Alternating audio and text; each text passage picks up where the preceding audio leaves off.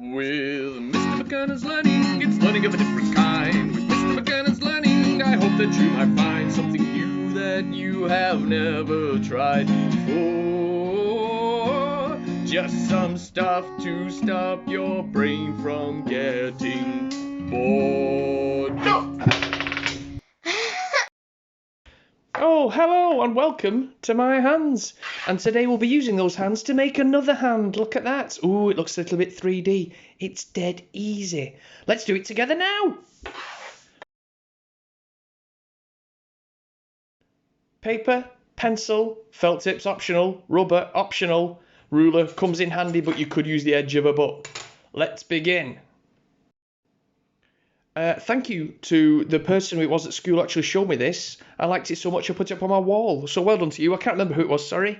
But it was your idea. I've been inspired. Let's hopefully inspire others.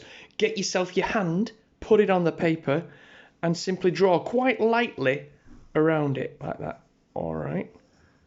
Try and keep right up against your fingertips so you don't end up looking like you've been wearing a massive glove. Okay, like a gardening glove or something like that. Alright, there we go. And if I take that away, we can just about make out the outline. Fab. So you'll get your ruler, and this is where you can either use a felt tip or a pencil. I'm going to use a felt tip in this case. Alright, and what you're going to do is you're going to draw lines all the way across your paper from one edge to the other. So try and get it parallel, so that means this one in line with that one, so it's not, oh, okay. And we're going to draw some lines across. You can start at the top.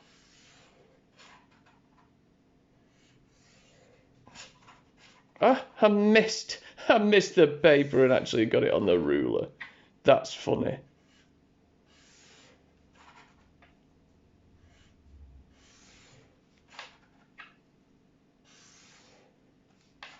Now, here's the thing.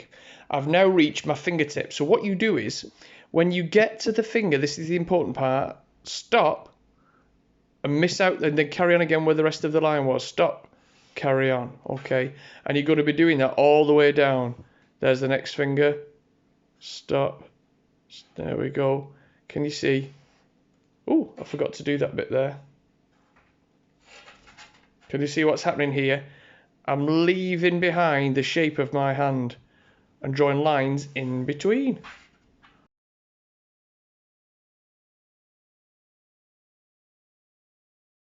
This is the bit where we try and add a little, I mean, that's quite cool in itself, isn't it? Quite pleasing that, to do that. But here's the bit where we try and make it look a little bit three-dimensional, as if it's lifting off the paper, is where two lines meet, where the lines hit the gap, you'll kind of give it a little bit of a bounce, a little bit of a bump. Bird. Can you see? Just a little bit of a, like a little rainbow shape there, a semicircle, woo, like that. And that represents it as if your hand is lifting the lines off the page. Can you see?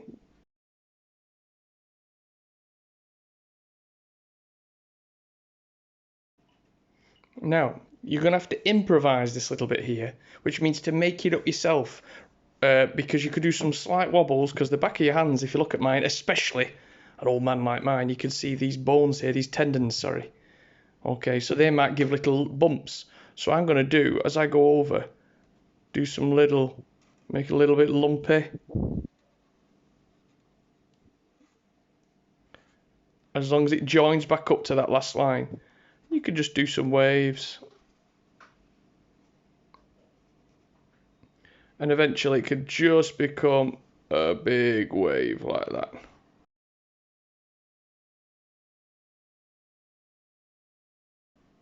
There we go. Ooh, so we can see there that it's created that whole lift that represents that something's there. Next bit. So the next part you're going to do involves a little bit of skill, because what we want to do is, again, to make it appear to come off the page, we want to add a little bit of shadow, and that gives it depth. All right. So on the right hand side of each of the fingers, you're going to do a little bit of shading. I wonder if I should zoom in on that a bit. Okay, I'll zoom in on this finger here, then you can see it. So you can do that quite a defined. So I'm pressing a bit harder with my pencil. What I'm going to do is do a bit of a shadow.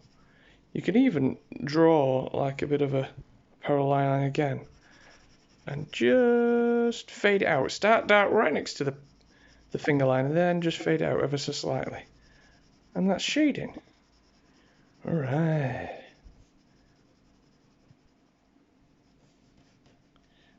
I think actually it should. I'm not going to have that line there. I think I should feather it out so it softens, softened edge. Alright, let's go for another one.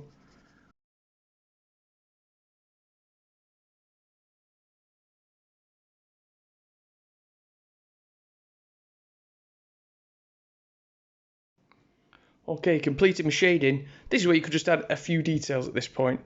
So I might put my fingernails on. Let's have a look how big my fingernails are. Just gently. Not too hard with the pencil.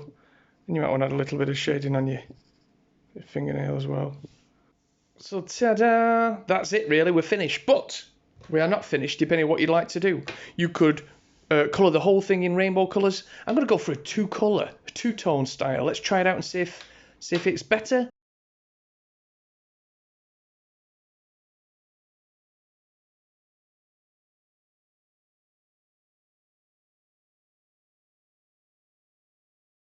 And there we have it, the finished picture. I'm not sure if I preferred it when it was just lines rather than coloured in, but still, it's nice to try new things. You never know if you don't try and experiment.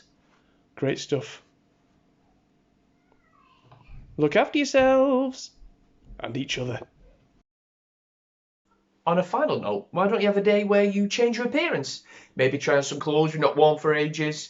Maybe paint your nails differently, wear your hair differently, maybe even cut your hair. You know, just to mix things up a bit. It's just a bit of fun.